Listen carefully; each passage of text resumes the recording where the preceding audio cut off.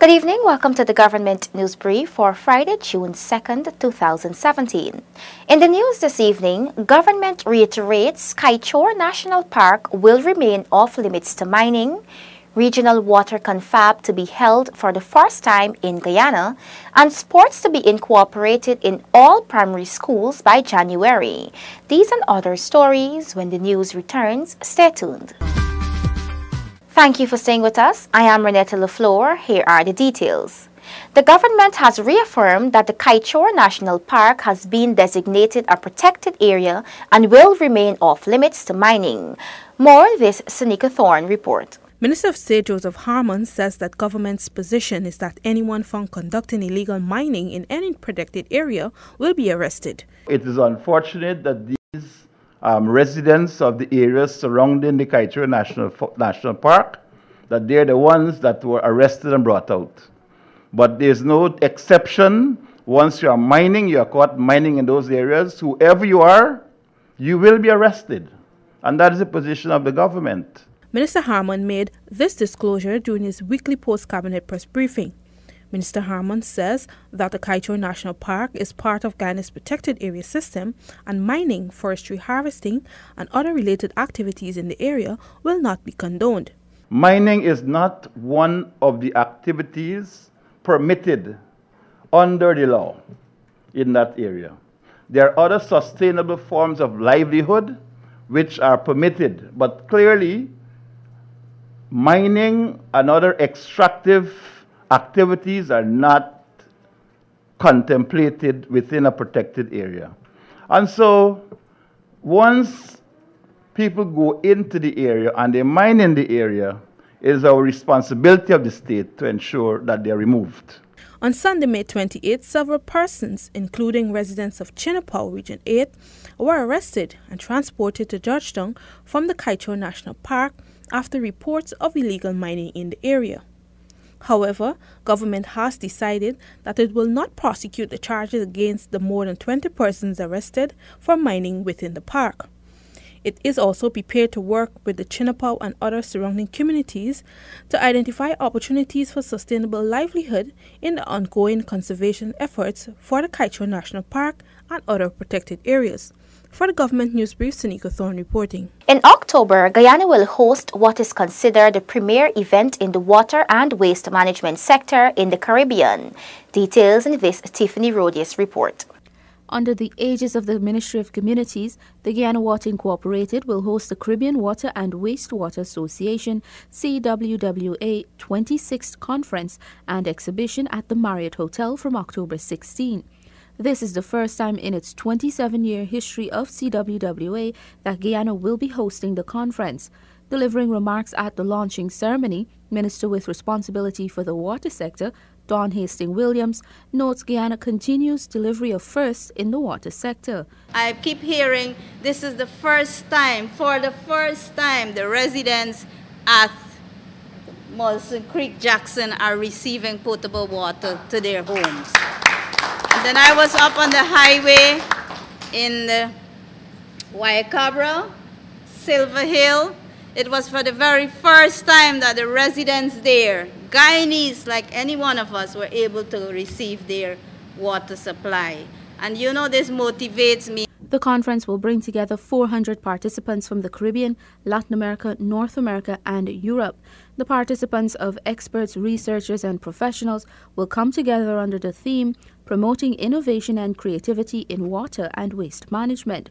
Minister Don Hastings-Williams notes that the event presents a significant opportunity for a government who has promised to deliver equal access to resources to all its citizens. We're going to have some panelists talking on some very, very interesting topics, whereby we can gain knowledge, exchange our views, and see how best we can move our water system. And the Water Guardian, GWI, or Guyana Water Incorporated, can adapt those knowledge, those skills, in order for us to supply and to have better water resource system in Guyana.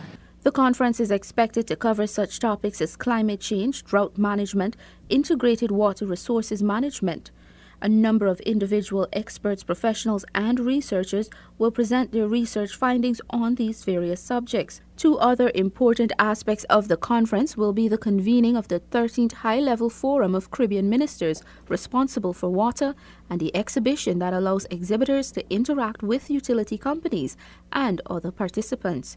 For the Government News Brief, Tiffany Rogers. Thank you, Tiffany.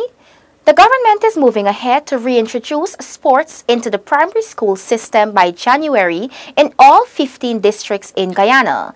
Tiffany Rodius has the details. The program is a collaborative effort between the National Sports Commission and the Institute of Allied Arts and will target approximately 180,000 students. Director of Sports Christopher Jones explains. This will see coaches and organizers who reside in all 10 administrative regions working in the 15 districts. And this will be to the primary school students. So every primary school student will be able to learn one of the sports disciplines. There are 6 disciplines that we have identified thus far that we want to introduce into this program. And this program will come into being as of the first week in January 2018. The disciplines include football, volleyball, basketball, circle tennis, and cricket.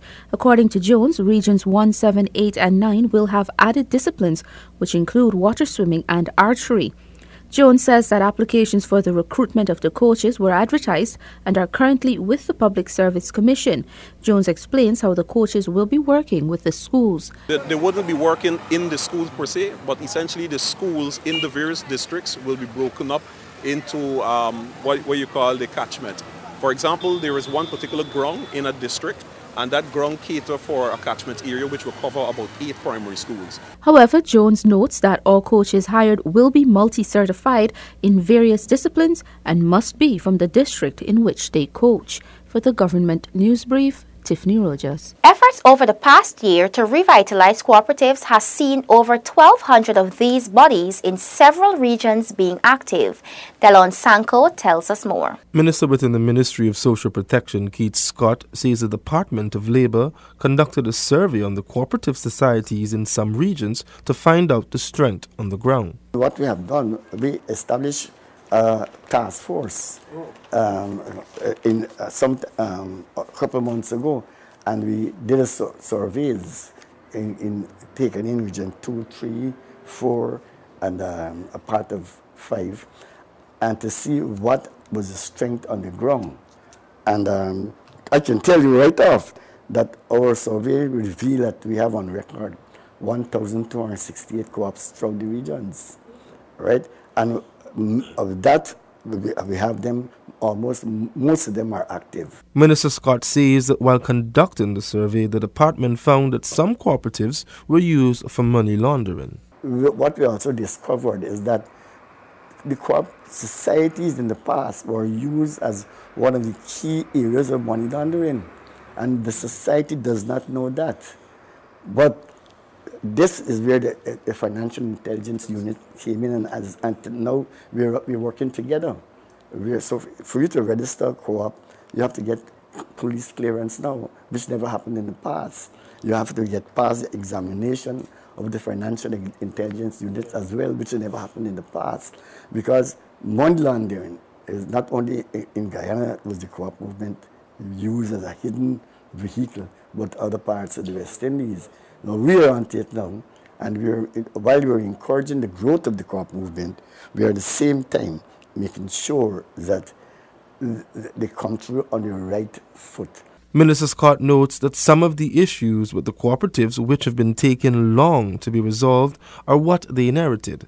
He also wants the general public to know that all of these issues are being addressed in the best interests of the cooperatives. Delon Sanko for the Government News Brief. Thank you, Delon. Squatting in North Ramveld areas is costing government large sums for alternative drainage works to alleviate flooding. Here are the details. The Ramveld areas have always been susceptible to flooding during heavy or even slight rainfall. Community Coordinator at the Ministry of Public Infrastructure, Nielsen McKenzie, says the extensive squatting, especially in the North Ramveld areas, prevents access to the Northern Canal to conduct the required drainage works. As a result, what we've had to do is improvise and do alternative draining, pulling it through South Ramveld and other areas. It is not the best thing. It is a costly exercise. And the government, I know, is making moves through the Ministry of Housing to regularize the situation as it relates to the cleaning and clearing of these reserves to ensure that we could facilitate adequate drainage. Nevertheless, after a few weeks of negotiations and consultations with residents in North Ruimveldt and visits by representatives from the National Drainage and Irrigation Authority, drainage works in North Ruimveldt areas have commenced. This is all part of the $150 million that has been voted for emergency drainage, and it covers a wide variety of areas in Georgetown. It stretches from all the way from the Bel Air area, Sophia, right into North and South Ruimveldt. What has been determined is that we're looking at critical areas and seeing how our intervention can affect more efficient drainage in those areas. These works saw several residents in the North Ruimveldt areas being employed. One resident, Mark Beard, says he is happy to be employed and contribute to the development of his community. Feeling real nice, guy, and the mosquitoes and the big snakes and the caimans and the commodity and all these things. We don't barkle until we see out there, not barkle until we take it out of there.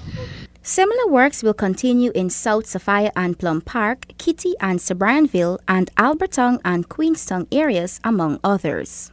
Minister of Public Infrastructure David Patterson is reminding the general public in East Berbice Region 6 to come out to a meeting at the Gay Park Bridge, East Bank Berbice Public Road on Sunday, June 4 at 1300 hours or 1 o'clock, where he will update residents and stakeholders on the progress of the East Bank Berbice Public Road project. We have come to the end of today's edition of the Government News Brief. The details of these and other stories can be found on GINA's website. GINA has an active Facebook page, and we encourage you to visit and like us so you can be informed as the news unfolds. Remember to join on Monday for another edition of the Government News Brief. Do have a great weekend.